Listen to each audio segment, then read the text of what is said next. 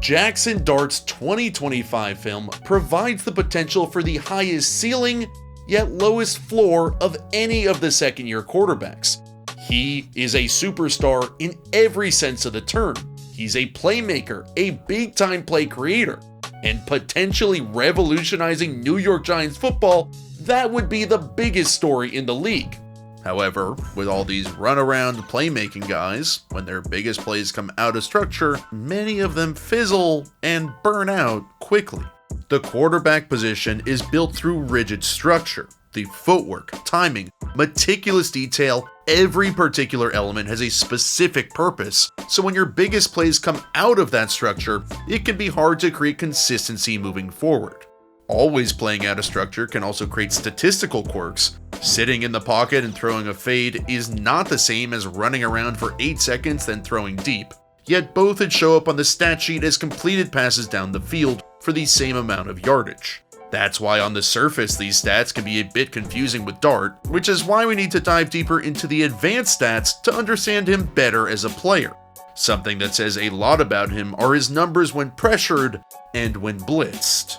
Blitzed is when the defense sends 5 or more rushers. Pressured is when a rusher contacts or nearly contacts the quarterback before or during the throw. So you can be blitzed but not pressured. You can be pressured but not blitzed, yet usually both go hand in hand together, which is why Dart stats here are so damn interesting. When he's under pressure, he's extending the play and going deep. When he's getting blitzed, he's sitting in the pocket and quickly making defenses pay.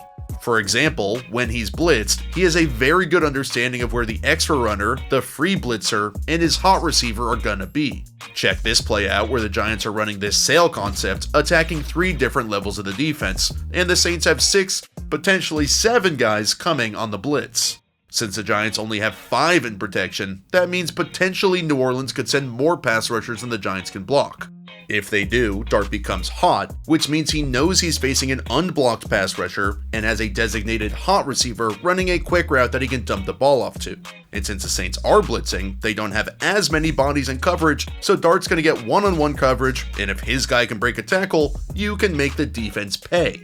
What I really like about this play is that the Giants do have enough guys to block the Saints. The Saints only bring 5, but based on the defense's alignment, Dart does have to be hot.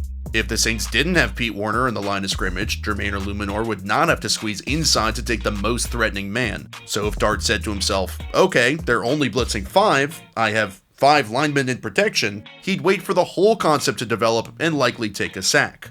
But he has a good understanding of what the defense is trying to do, which leads right into the next week's 34-17 upset of the Eagles, where the young quarterback put the NFL world on notice. The Eagles blitzed him here and there to get him off his game, but it didn't work. Watch how the Giants are running a similar sail concept, now from more of a spread formation. Instead of any Eagles linebackers in the line of scrimmage, they're backed off. But this makes it harder for the Giants offensive linemen to pick everybody up, so when Jihad Campbell comes late, once again, Dart is hot. But instead of just quickly dumping it to his hot receiver, he's learning how the game works, learning what he can get away with, and makes a sick throw down the field while getting blasted. This can be hard to see play out in real time on TV, much easier on film, but where I like to watch football the most is live, in person, to see it all happen IRL. That's why I joined up with my old friends at SeatGeek this week to talk about some big time matchups. SeatGeek is my favorite place to go and watch every single one of them. Last year, I hit the NFC Championship with my dad using an awesome deal we found right before the game with SeatGeek. And I use them because they're the #1 ticketing app. 35 million downloads, more than 70,000 events listed on the app, and with all these insane matchups that just dropped on the NFL schedule, as Jim Harbaugh says, I am a D1 glazer. I want to check out Minnesota, definitely hit some Bears games, hopefully Seattle again. I always trust SeatGeek because I know they're backed by their buyer guarantee. And of course, I have the same code for you guys I always do. It's code Rollins10 to get 10% off your next set of tickets at SeatGeek. That's code Rollins10 to get 10% off your next set of tickets at SeatGeek.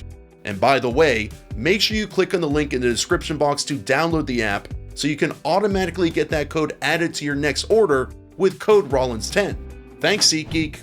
So we've seen why Dart succeeds against the blitz by quickly releasing the ball in order to not get sacked. So why does, when he's pressured, like actually has a guy in his face, blitz or not, why does his average depth of target and time in the pocket shoot up so much? The answer is two-pronged. Without Malik Neighbors, almost nobody was getting open, so Dart would have to roll around and make something happen. And then when Dart sees color flash, when he sees a pass rusher rip through and flash in his face, the color from his jersey, Dart is a playmaker and is gonna take off to extend. Most likely, he's extending to run. He's not really a Patrick Mahomes type where Mahomes extends to pass. Dart usually extends to run. There are times, however, where he evades pressure and sees somebody open, so he gets rid of it. So this is why his time to throw is so high, and his average depth of target is also high. Remember the graphic I showed you where when he's pressured, his deep throw percentage 20 yards down the field is 22%. That is the highest in the league, but when he's blitzed, that number falls all the way down to 8.6%, which is 50th. This creates the obvious next question. We know that with Malik Neighbors and Cam Skattebo coming back, Dart will probably improve when blitzed. We've already seen Dart is excellent at distributing the ball quickly when blitzed. Then these guys coming back can really break tackles.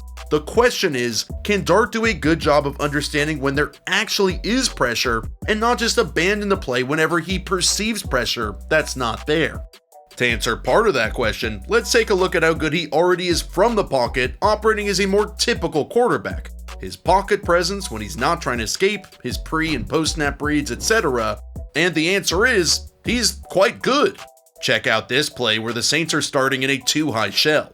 The Giants have this trio right spread formation with their tight end Theo Johnson split out left running a skinny post.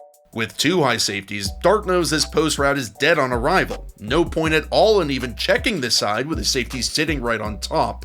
But right before the snap, the linebackers start to boss over, meaning shift to the strong side of the formation, which creates a gap for Jordan Howden to come down.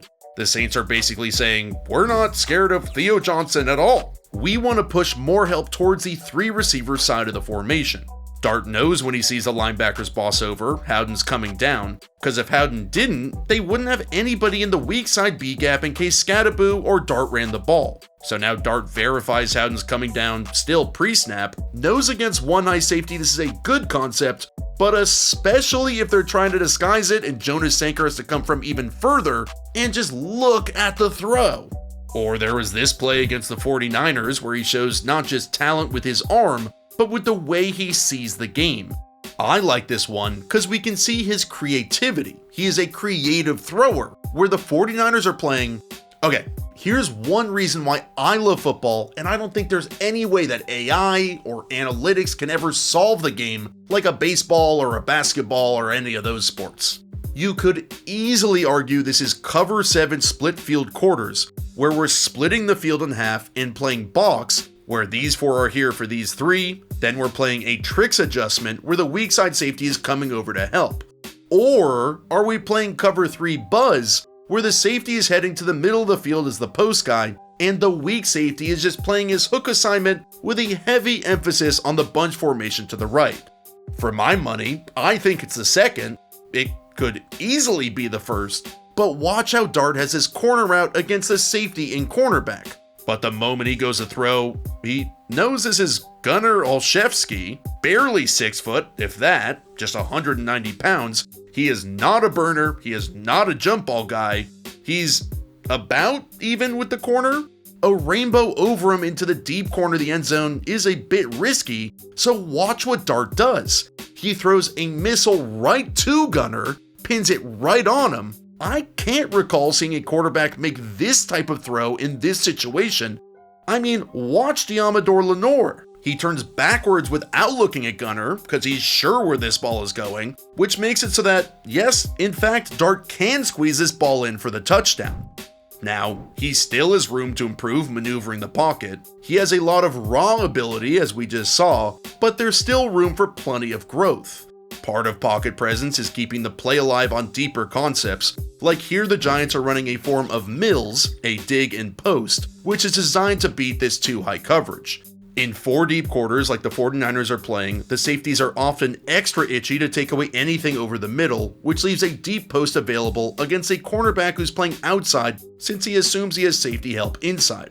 But watch how Dart feels the pressure off the edge, and while he does complete the pass, he has a ton of room to move up a bit and let the edge fly around outside of him, so he could step up and make a big post throw. I will say, his offensive line was horrible almost the entire season. They had some injuries, some holes up front that have now been filled. But it's possible the times where Jaxson was a little quick to run was more attributed to his lack of faith in his offensive line. Speaking of running, I don't pay too much attention to his unwillingness to slide. Hopefully he figures out sooner rather than later, and it doesn't take a massive injury to shake him out of all of that. Can he take a big jump into the top 5, top 7 type of quarterback in 2026? Absolutely. He has all the skills, the swagger, excellent potential to stay in the pocket and dice you up when blitzed, and also impressive ability to break the pocket with his legs, and at times with his arm.